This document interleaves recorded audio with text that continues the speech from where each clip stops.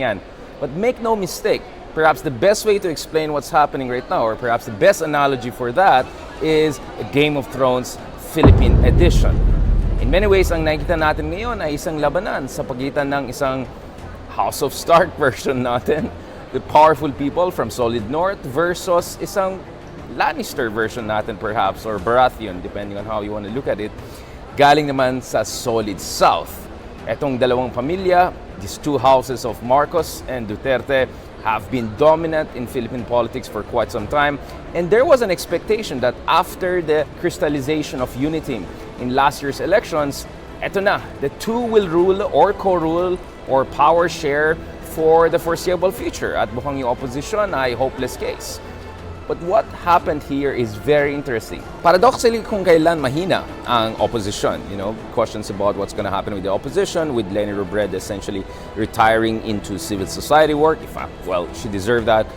She worked very hard during the last year's elections despite all obstacles and difficulties and harassment throughout the years. Now, there were, of course, big questions about the future of the opposition after the 2020 elections, and not to mention yung notorious factionalism among progressive opposition in the Philippines.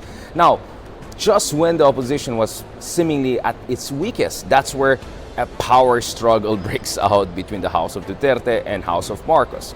Now, initially, it was proxies, or it was the former president criticizing, sometimes even personally, the current president and his successor. But the reality here is that things are beginning to change, because for the very first time we saw Sara Duterte right now openly challenging the President of the Republic. And this is over a very sensitive issue. This is the peace process negotiations with the communist rebels. Now, what this tells you is that perhaps what could be in the work is not necessarily civil war, but the Solid South and the Solid North heading into very tough elections. But I'm not sure how competitive in 2025. The question right now, of course, is what is the progressive or the real opposition going to do as these two giants and titans of Philippine politics duke it out?